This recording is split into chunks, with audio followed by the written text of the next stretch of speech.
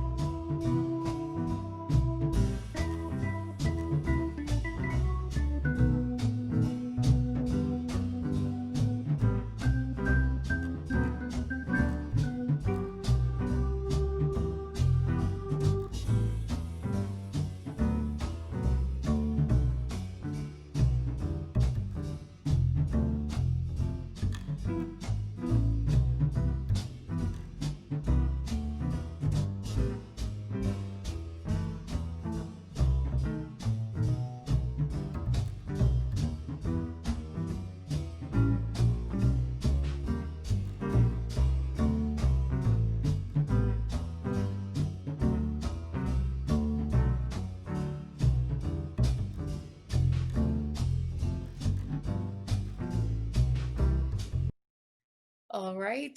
Hello, Pastor Stammer. You are the pastor for the Oakland Fire Department, and then you're also Baptist at the Baptist Church. Do you want to talk about that a little bit? Yeah, I've been the pastor at the Rampo Valley Baptist Church now well, I've been at the church about 10 years now. I've been pastor about, I would say about 5 or 6. I've held other positions in there, associate pastor, interim pastor. So I've been there now just about 10 years working different formats in that church.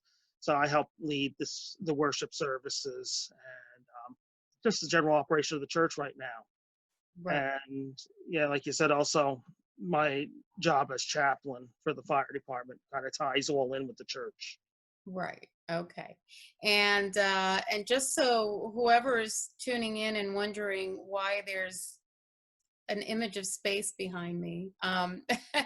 It's because we happen to be talking at a very historic, also, in many ways, this is a historic time, but this particular weekend is when, after what, 11 years, I think, or a long time anyway, we haven't actually sent a manned, from the US shuttle, and then it took off, finally, um, fortunately safely, and they landed in the International Space Station today. So anyway, so that's in honor of that, in recognition of that too. But also, I mean, obviously, for obvious reasons, these are very historic, unprecedented times, and you, I know, are, well, being the chaplain of first responders, particularly now. How has your role changed during all this pandemic?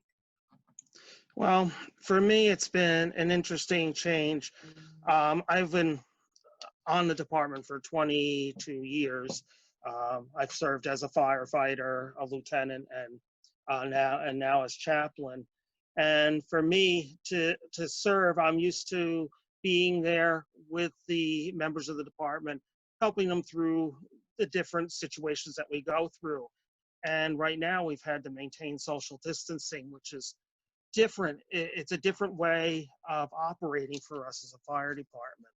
So, for me, it's been so different not responding on calls like I was used to also having to maintain the social distances. Um, Being a chaplain is all about relationships and being there and being that ear to listen or that comforting voice. And it's a little different right now. Yeah, I can imagine. And I obviously first responders tragedy and this virus has also personally touched the fire department. And I know that you, in the case of, for example, Gary Walker, who unfortunately we lost to this virus, you held some online uh, prayer, right? Prayers, so that we could all, while he was still fighting for his life, pray for a better outcome. Talk about that and how important that was to both the department and the community. Well, being able to hold those services online, I am so thankful for technology and being able to do what we were able to do. Again, it's about being there for the members of the department. When you hear about the fire service and you hear people talk, it's a family. We are a family. And, we go through the good and the bad together. And to be able to be there and serve each other is an important part for me. And here's a group of people who didn't have the opportunity to work from home. They had to go out, do their job whenever the tones go off. Got to go do our job. And, it's hard for us to take the time to process what's going on. And in the case of Gary Walker, he was the assistant chief of Company 2, which is what I am out of. And to have one of our chief officers get sick, it it really hit close to home for us. Not to mention, we have another member of the fire department who was also sick. with the virus and also has ties to company too. And for us, it was a difficult time because not being able to go and visit somebody in the hospital is something that we do. We couldn't do that. And because of the disease and the treatments, it's not like you could talk to them on the phone or email or text. So the department reached out to me and I was like, is there any way we can do something and get everybody together? Well, it wasn't ideal to get everybody together because of the virus. And, we need to maintain the health of the rest of the department. So through the church, I was already doing live stream services for our homebound members. So I said, well, look, I can do through the church, I can go on Facebook Live and I can do a service that way. So we let everybody know in the department know, told them to pass the information around and we would set something up. So the first night I went on, I picked a piece of music to play. We talked a little bit about the situation, what was going on, Gary's conditions, the other gentleman's conditions, and we talked about that.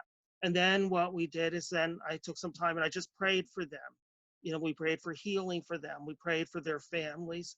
And I also prayed for the members of my department that while they're going out and can be exposed, they didn't have the option to social distance, that they would be protected from this virus. So it was a way to bring everybody together without getting everybody together. And, what was interesting is that these podcasts then spread. And what was happening is Gary was also a police officer, and that police department, they were joining on. And then other departments were hearing about it. They were joining on. And, a typical Sunday, I might have 200 people view That many? Yeah, we had over 6,000 view the prayer podcast. How many? How many? Over 6,000. That's amazing. Yeah. That's So you could see there was a special need for that, a need to come together. And it stretched even further than just the Oakland Fire Department.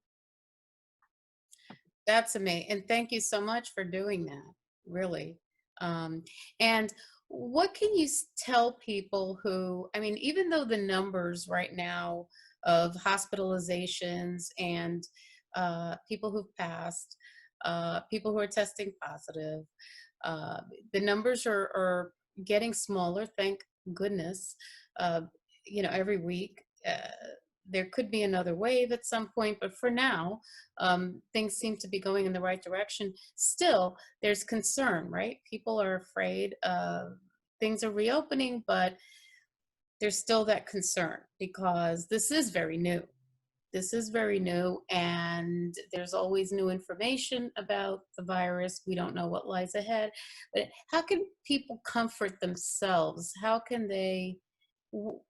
What can you tell people about finding comfort and faith and having faith and Well, through this time, it's, faith plays an important role in our comfort and our peace. For me, I always said being a fireman, there was never a guarantee I was coming home from a fire call. Things happen, and for me, having my faith and knowing what was to come, if I lost my life, that was a comfort to me. But the thing is that we need to realize is that, we are all in this together. It doesn't matter our race, and that's a big topic these days. yes. It doesn't matter our religious backgrounds. It doesn't matter our careers. We're all in this together and we're all struggling. We're all learning. This is so new for all of us. So for me, the biggest thing is one, rely on your faith. There's a whole network there in these faith resources. We know that God will provide and take care of his people. But if you're not from a faith background, we need to rely on each other. We need to care for each other, look out for each other.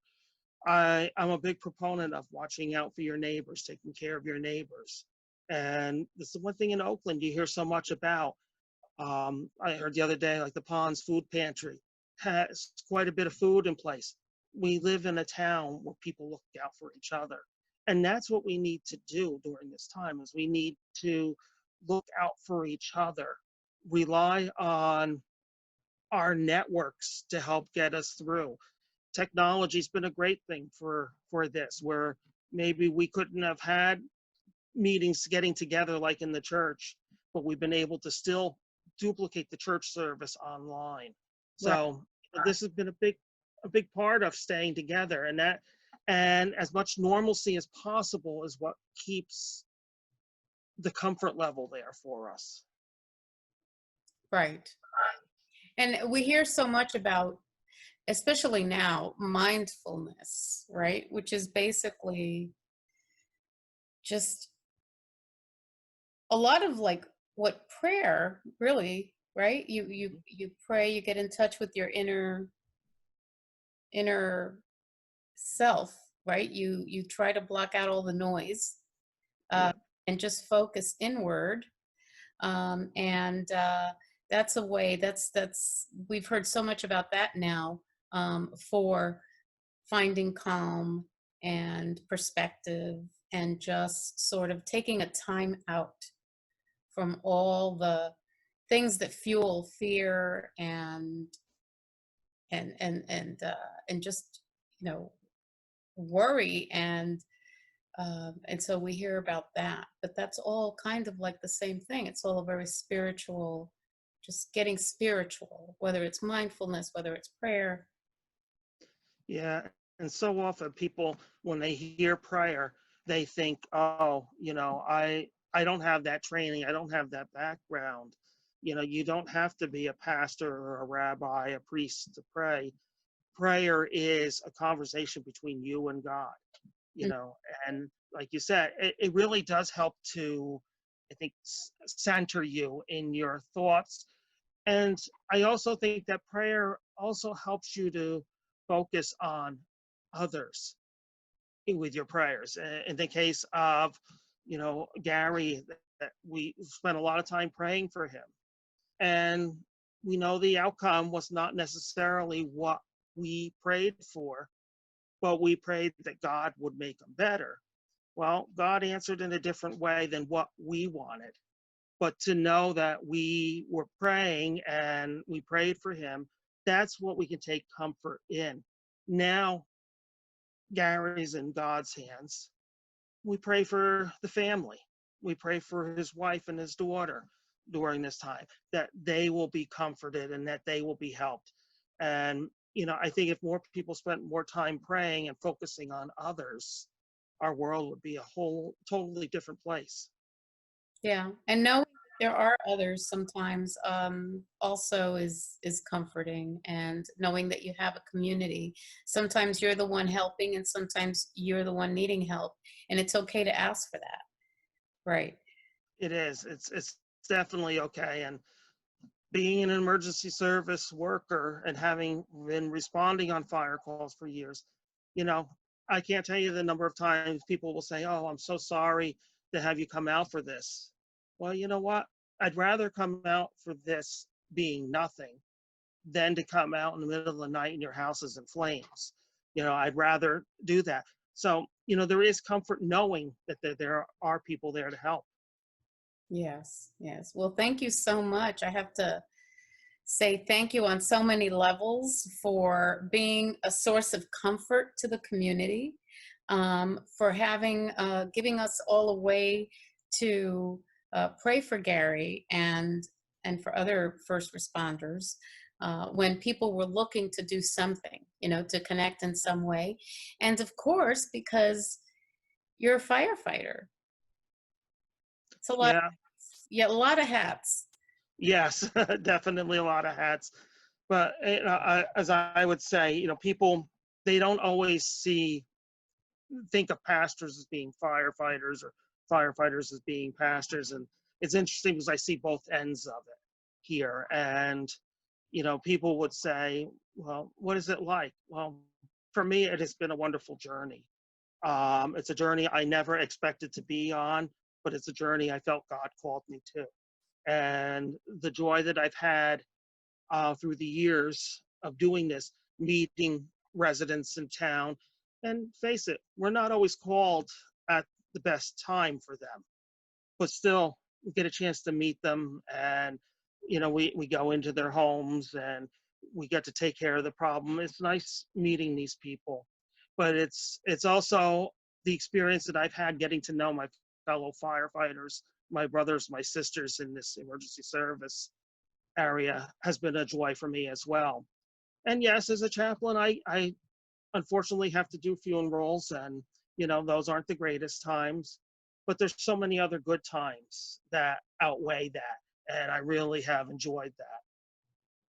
And you're doing weddings. Yes, and doing weddings, yeah, and that's a joyful thing to do compared to all the funerals.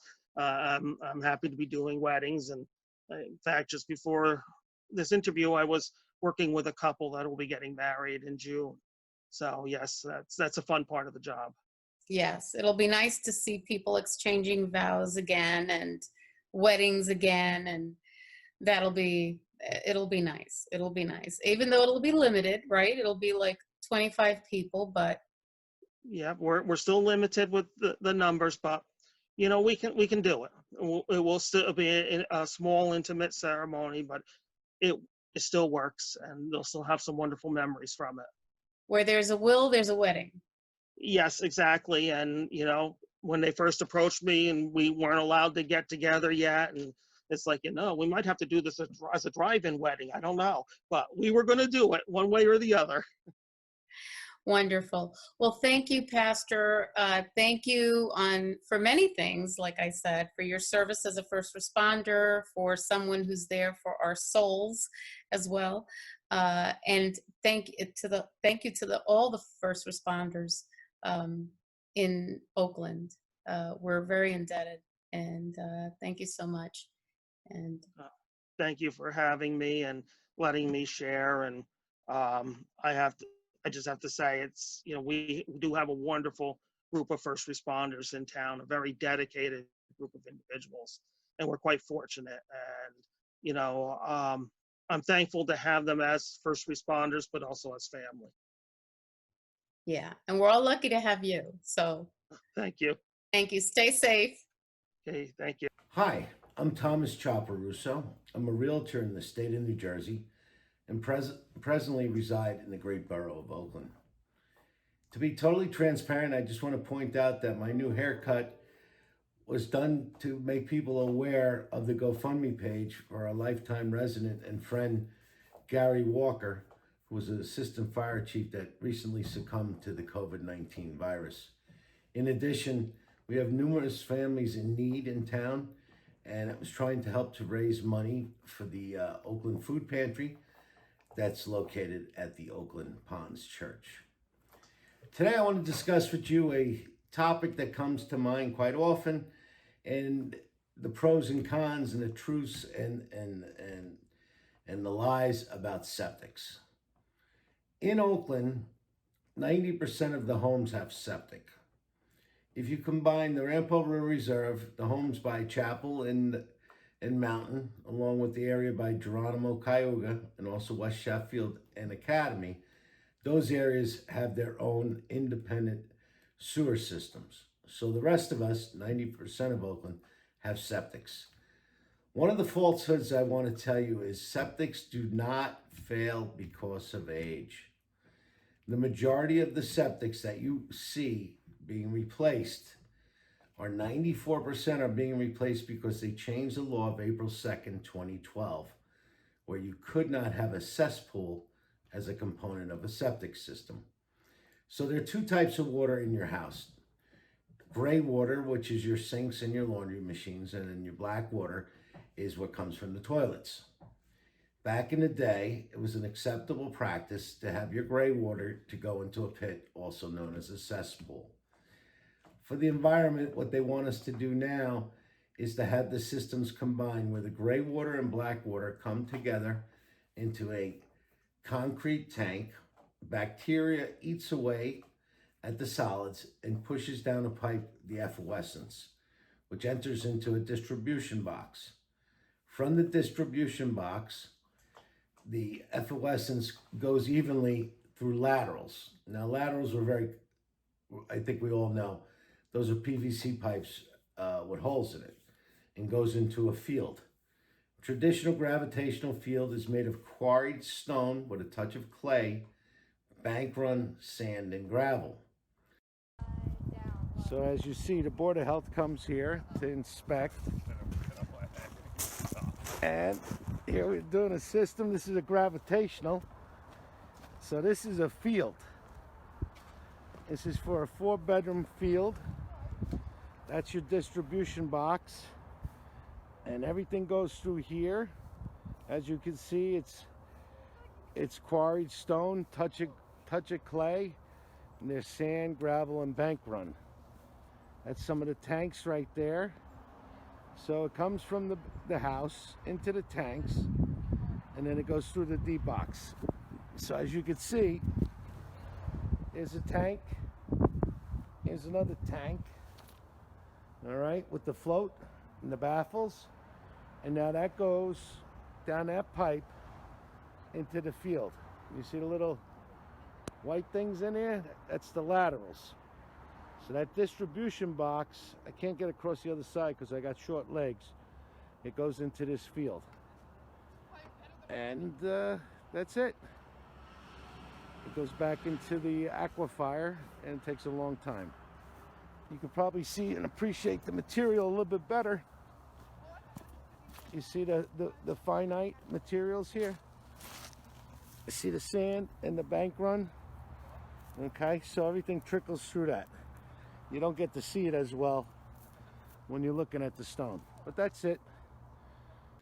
Now, Oakland, we're in a very envious position that many of our septics last much, much longer than our neighbors like in Wyckoff, because we are geologically located next to the Rampo River.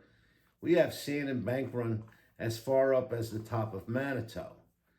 Recently, we did a house that was built in 1958 and a septic was installed.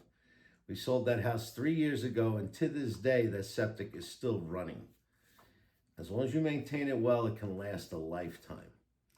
So when they changed the laws April 2nd of 2012, they made some restrictions as far as how close one septic could be to another. So say for argument's sake, we have 3 houses, A, B, and C, and you live in B and you're gonna move. Well, because the house in A septic is within the zone of your house, you may be forced to get an alternative treatment unit, also known as an advanced treatment unit.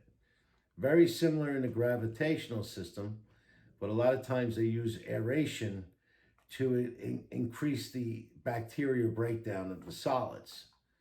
So when generally in a gravitational system, the cost is generally in the field.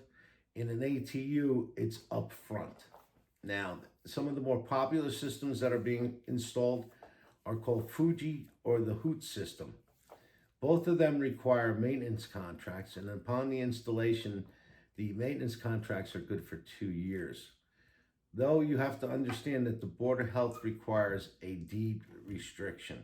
Now, I know it sounds worse than it actually is, and all it is an agreement that the town Board of Health is notified that a maintenance contract is in full force. This is important when, unfortunately, we have short sales and foreclosures and they don't get paid, then the town has to get involved. Now, if your house has a fully functioning septic and you have a cesspool, you're okay. You could maybe not have to replace it for another 20, 30 years as long as you maintain it well. It's only when you go to sell your home, the law states that you have to, when you're selling a residential home in the state of New Jersey, you have to provide the buyer a fully functioning state and Board of Health approved septic systems. So I hope that clears up a lot of questions about that. Now, you need a qualified engineer. You need a qualified installer. Contact the Oakland Board of Health and they have a list of different approved and recommended engineers and contractors. All right. I hope this helps out a lot of people. I know we get the questions all the time. What I do recommend, if you think your septic is questionable, then hire one of the septic inspectors that are out there. Remember, the law states that an individual that inspects a septic system is not able to repair or replace it. The gentlemen and ladies that do the septic cleaning, they can look at your system, but they're not engineers, and they can't tell if your system is good or bad. They can tell you if it's functioning to some extent, but as far as the requirements of the law, you need someone that's a certified septic inspector. And again, they should be only able to inspect and not repair or install. When you do go through the process and you do have an inspector come in and say to your before you list your house, there's a few things. Either A, it's fine and functions properly. B, it needs a repair, and that inspector will give you the recommendations. Or C, an alteration. Alteration to us, what an alteration means in septic speak, is that a brand new septic needs to be installed. So I always like my clients to know ahead of time what their septic situation is. Because sometimes, if it's unfortunate and you're going to be required to replace the septic, sometimes if the property is large enough, say you have a 3-bedroom house with proper engineering and enough room on your property, you could offer it as a 4-bedroom septic, or have the client, or rather buyer, pay the difference between a 3 and 4-bedroom septic. Listen, septics aren't easy, they are expensive, but it's a one-time charge. And if it's unfortunate you have to put a new one in, maybe the enhancement, and it'll increase the perception of value of a prospective buyer, is that they have the ability to take it from a 3-bedroom to a 4-bedroom, because it's less expensive for a buyer to do it then at the point of purchase than down the road. Because let's just say, for a talking point, someone buys your house and you have a 3-bedroom septic and they have a bunch of kids and they need another bedroom. To add that one extra bedroom are additional charges that are greater than it would cost to add on upon the point of purchase. Quick rough numbers, let's just say $5,000 to piggyback off a new one versus $15,000 to add one. Because remember, when you go to add one, you need to do engineering, you need to increase the field. You know, it's more expensive then. So thank you for listening. I hope you all have a beautiful day, and I hope you love Oakland like I love Oakland. Take care. Thank you. Bye now. And that just about does it here for episode 8 of This Week in Oakland. As always, I appreciate you taking the time to watch this program, which is put on and made possible thanks to all of our volunteers on the Communications Commission and the TV committee. And as always, I hope that you make sure you tell your friends, your family, your neighbors all about this program. We want it to be reached by as many people as possible so they can enjoy some entertainment and some quality TV that's all about and all in the borough of Oakland.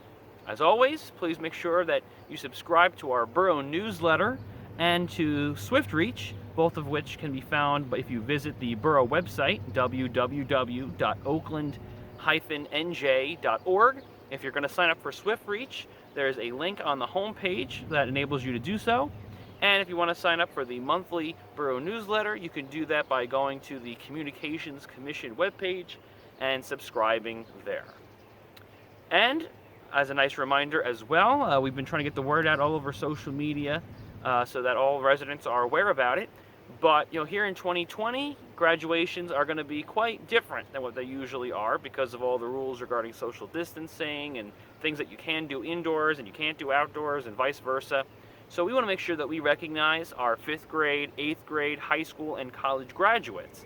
So if you are a parent of one of those graduates, of someone graduating from 5th grade, 8th grade, high school, or college, please send us an email to occ@oakland-nj.org and send us your graduate's name, as it'll appear on their diploma, a photo of the graduate, either wearing their graduation attire or something at least professional, and tell us what grade they're graduating from and what school they're graduating from. And we're going to have a nice slideshow to put together to recognize all of those graduates on a future episode of This Week in Oakland. But thanks for joining us. I'm Ryan Schwertfeger, and we'll see you for the next This Week in Oakland.